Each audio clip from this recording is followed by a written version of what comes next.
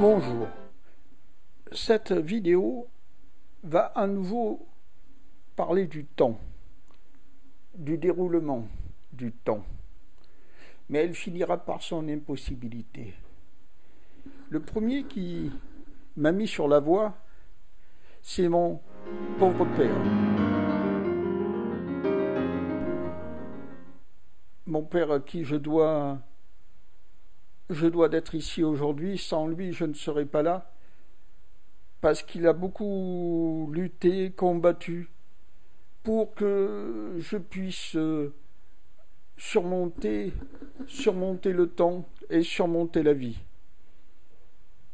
Ensuite, je la dois à des personnages, à des auteurs, tels Robert Charroux et tel Serge Hutin, qui m'ont également mis sur la voie. Vous avez vu ou vous allez voir des images qui remonteront le temps,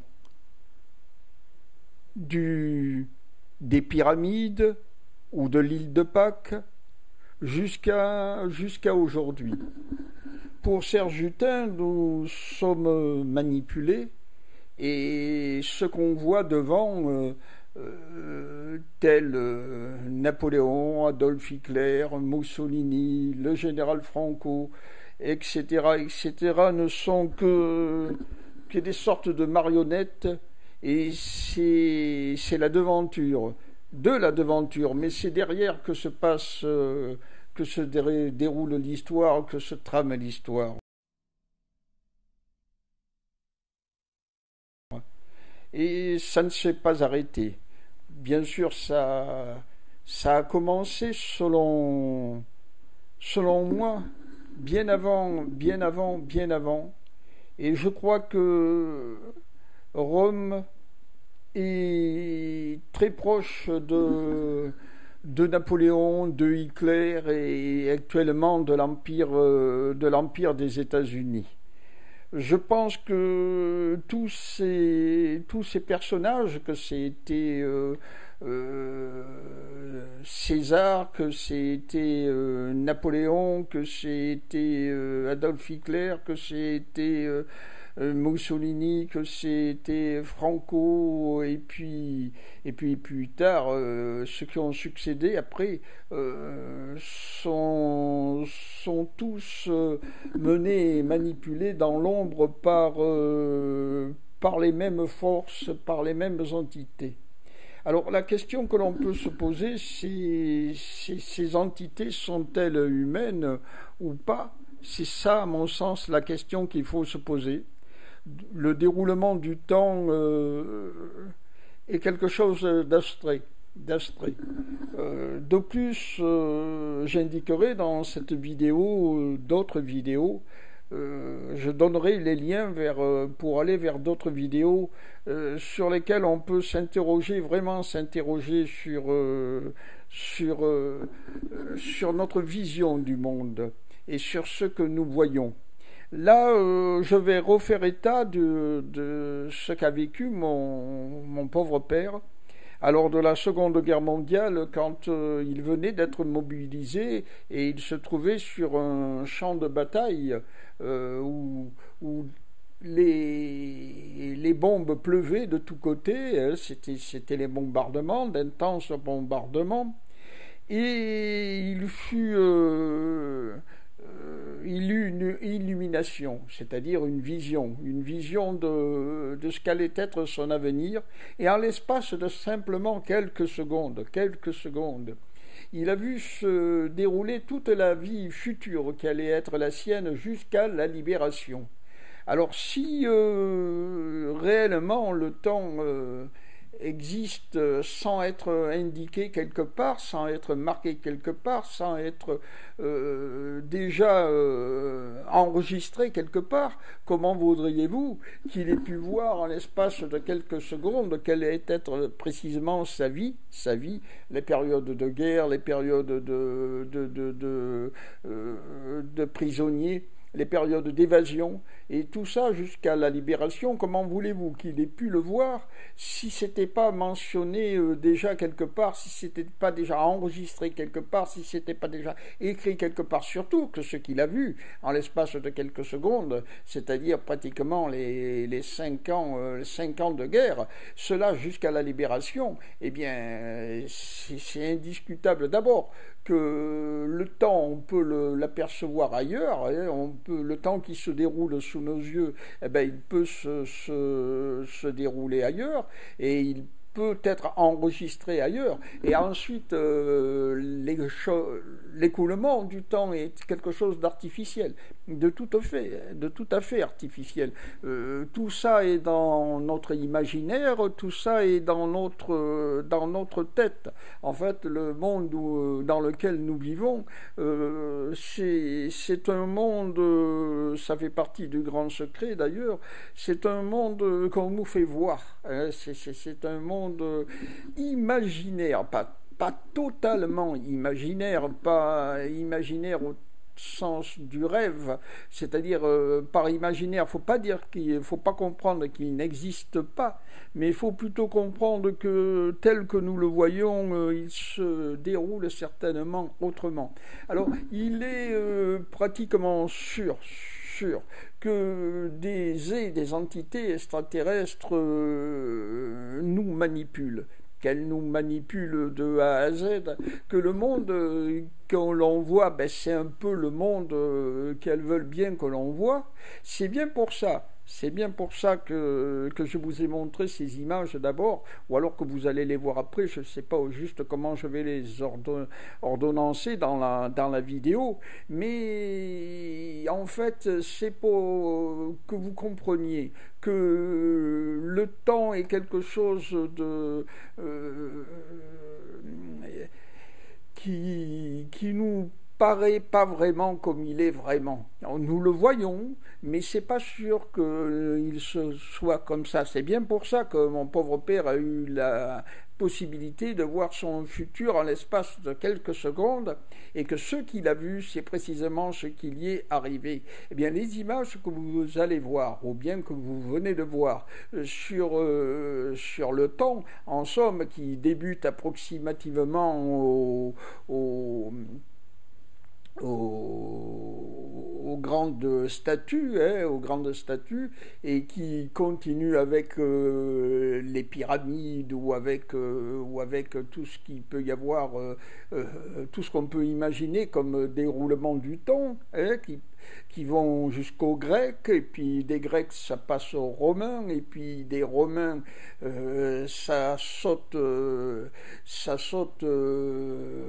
révolutions, et puis des révolutions, que ce soit en Russie, que ce soit en Amérique, que ce soit en France, ça saute à Napoléon, et puis de Napoléon ça passe un peu par la guerre de 14, et puis de la guerre de 14 ça passe jusqu'à la Seconde Guerre mondiale, Adolf Hitler et tout ce qui était là, tous les personnages qui étaient là, mais tout ça est à la fois de l'imaginaire et à la fois du vrai. De l'imaginaire parce que c'est un peu ce qu'on nous fait voir. Alors, qui nous fait voir ça? C'est justement la question que l'on pourrait se poser. À mon sens, ce sont des entités extraterrestres qui dominent ce monde et qui dominent ces visions, plus précisément les visions que nous voyons, les visions que nous apercevons, parce que tout est dans le domaine de l'imaginaire. Alors, parallèlement à ça, est-ce que, au-delà de l'imaginaire, il y a un réel que l'on pourrait qualifier de vrai, c'est-à-dire une partie d'imaginaire, plus précisément, que l'on pourrait qualifier de vrai?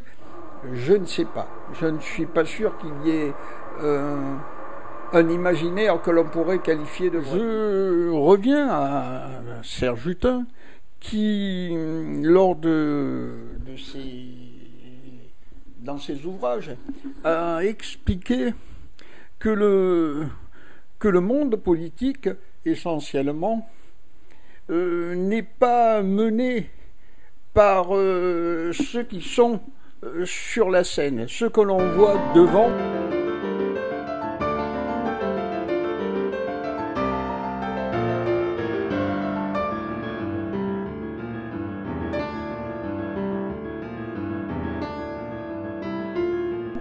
mais par ceux qui sont derrière la scène, ceux qu'on ne voit pas. Monsieur Hutin l'a expliqué de façon claire dans son livre, que je présenterai dans cette vidéo, mais il a bien expliqué que les révolutions, c'est exactement pareil. C'est-à-dire que si on remonte à la révolution russe, par exemple, et à la révolution française, à la révolution des États-Unis, aux révolutions arabes, il n'y a pas si longtemps que ça, aux animus aussi, que l'on voit manifester à Madrid ou ailleurs, et en 68, bien entendu, nous n'oublions pas mai 68, où il y avait les manifestants qui étaient devant. Eh bien, ce monde-là, a expliqué Serge Hutin, celui qui est devant et qui manifeste, c'est pas lui qui est le maître, c'est pas lui qui dirige. Lui, il sert comment dire, il sert d'animateur en quelque sorte, et c'est tout ce que sont ces gens. Alors, on a du mal peut-être à penser que les dirigeants, les chefs d'État par exemple, sont au même niveau, hein, sont pareils. Et pourtant, c'est la réalité. Monsieur Serge Hutin explique clairement ce qu'est la réalité. C'est-à-dire que nos chefs d'État, nos dirigeants, nos monarques ne sont que des sortes d'animateurs, de comédiens, et que les décisions se prennent ailleurs.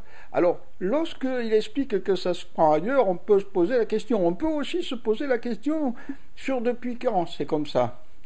J'ai essayé dans cette vidéo de mettre des photos sur l'époque des pyramides, et puis plus après sur l'époque des Grecs, et puis sur l'époque des Romains. En ce qui me concerne, je crois que tout au moins depuis l'épopée de l'Empire romain jusqu'à maintenant, alors certains disent qu'il n'y a pas 20 siècles, et je crois qu'ils ont raison, hein, il y en a peut-être beaucoup moins, il y a des théories là-dessus, mais en tout cas, depuis cette époque-là, il est sûr que ce qu'explique M. Serge Hutin est certainement la réalité.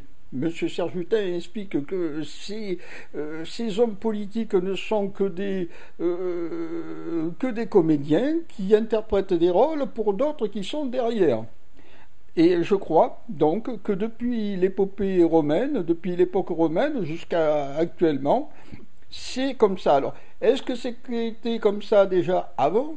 Je ne pourrais pas le dire, je ne sais pas. En tout cas, ça a dû tout au moins commencer là. Voilà, c'est tout ce qu'on peut dire, ça a dû au moins commencer là. Une autre question sur laquelle M. Serge Hutin n'a pas spécialement parlé, c'est ceux qui sont derrière. On sait que M. Serge Hutin, ce n'est pas un secret, était un maçon ayant atteint les plus hauts grades.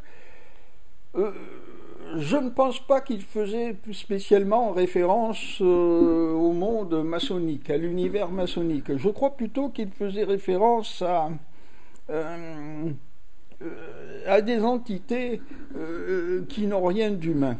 Alors, en ce qui me concerne, je crois, je l'ai déjà dit dans une autre vidéo, que je pense que ces entités extraterrestres ont dû arriver sur Terre il y a entre 6000 ans au moins et 12 000 ans, et qu'ils ont dû arriver sur Terre par des moyens tels que des vaisseaux spatiaux.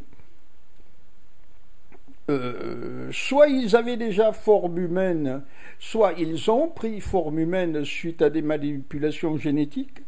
Quand je dis ils ont dû arriver sur Terre, ce n'est qu'à 50% que je le pense. Je pense qu'ils ont pu arriver sur Terre soit par des vaisseaux spatiaux, soit en remontant du centre de la Terre, hein, en remontant du centre de la Terre, l'endroit où ils pouvaient être le leur, ça pouvait être là. Ils peuvent être, à mon avis, soit extraterrestres, soit intraterrestres, c'est-à-dire provenir du centre de la Terre. Et depuis, ils sont là et nous manipulent. Ils sont là depuis des millénaires, hein, ça ne fait pas de doute. Je viens de le dire, je pense entre 6000 ans au moins et 12 000 ans. Ils ont été à la base de notre progrès, de nos progrès techniques, de notre évolution. Alors, est-ce que nous étions au départ, tel que c'est présenté dans le film 2000 ans d'Odyssée de l'espace de Stanley Kubrick, où on voit un monolithe qui donne l'initiation à des hommes singes, hein, à des êtres singes, je ne sais pas.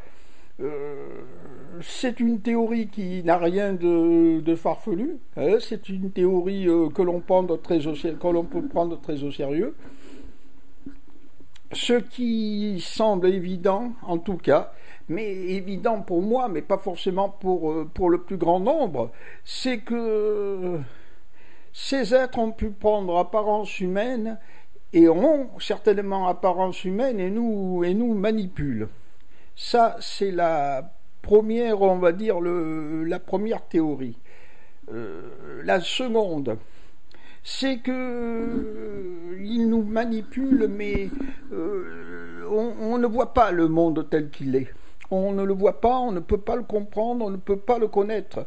Le monde qui nous apparaît est un monde imaginaire. C'est tout dans notre tête.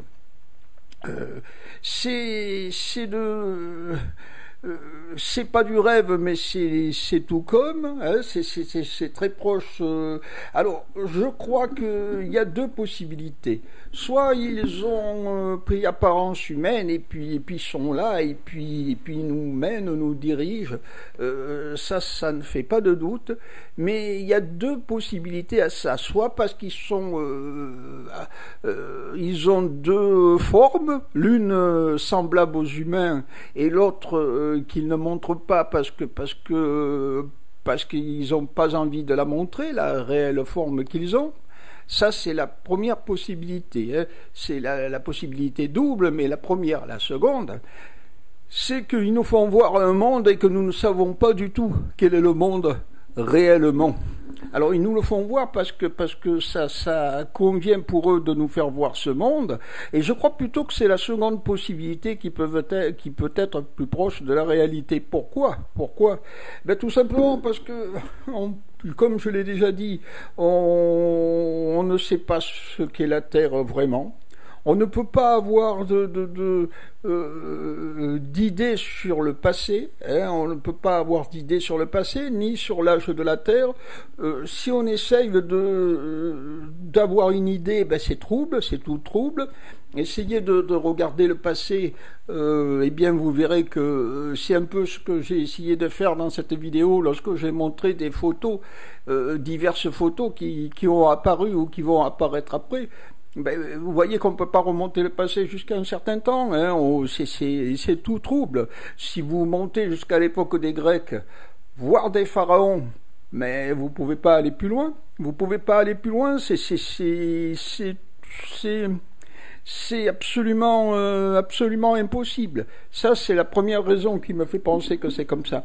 La seconde, c'est l'expérience qu'a fait mon pauvre père, comme je le disais au début de cette vidéo, quand à la Seconde Guerre mondiale, si toutefois la Seconde Guerre mondiale a vraiment été telle qu'on nous l'explique, quand à la Seconde Guerre mondiale il a eu cette illumination, cette vision, et qu'il a vu son futur en l'espace de quelques secondes, ça ouvre une lucarne, ça ouvre une porte sur un autre monde, sur un monde différent de celui que nous voyons, qui est là, qui est en parallèle, mais qui est tout à fait différent. Et je crois que c'est plutôt ce monde différent qui est la réalité, ou qui est une autre réalité que celle que nous vivons. Voilà. En clair, je crois que le monde que nous vivons, où nous vivons, est semblable à celui de Matrix et de la Matrice, dans lequel les héros sont confrontés à une réalité qu'ils ne connaissent pas. La réalité qu'ils voient, eh bien, c'est une réalité, ce qu'ils imaginent pour la réalité. En fait, ils découvrent que la réalité est tout autre, et que je crois aussi, en parallèle de ça, qu'il peut toujours y avoir Noé, hein, qui est là, et que le monde qu'on nous fait voir est pas la réalité n'est pas la même que celle qu'on nous fait voir, que celle que nous prenons pour la réalité. Je me pense aussi que le monde a penché à un moment donné dans le matérialisme et tombé dans le matérialisme par l'interréaction, j'allais dire, de ceux qui sont là et de ceux qui nous gouvernent, par l'interréaction de ceux qui tirent les ficelles. Mais que autrefois, il y a bien longtemps de ça, le monde pouvait être éther, et pouvait être d'une nature tout à fait différente. Ceux qui nous gouvernent avaient tout intérêt à ce que le monde penche dans tel qu'il est actuellement, c'est-à-dire qu'il soit matérialiste, qu'il soit matériel et qu'il soit d'une certaine façon solide, mais à tout moment, il peut basculer et redevenir éther. À tout moment, un héros peut sortir de l'ombre et reprendre, faire en sorte que le monde redevienne comme il était autrefois. C'est-à-dire qu'il redevienne éther. Ça leur fait certainement très peur, parce qu'à mon avis, ils n'ont pas du tout envie que le monde se transforme et redevienne comme il était avant. À mon avis, ils n'en ont pas du tout envie. Alors, j'ai été un peu long, je sais, ça peut paraître très très complexe, très ardu, très farfelu. Ben, ceux qui ont l'habitude d'écouter ces vidéos le savent. J'espère qu'ils m'en tiendront pas rigueur. Et ceux qui n'en ont pas l'habitude, eh ben, je m'excuse auprès d'eux aussi. Et j'espère que je ne les ai pas trop embêtés. Merci.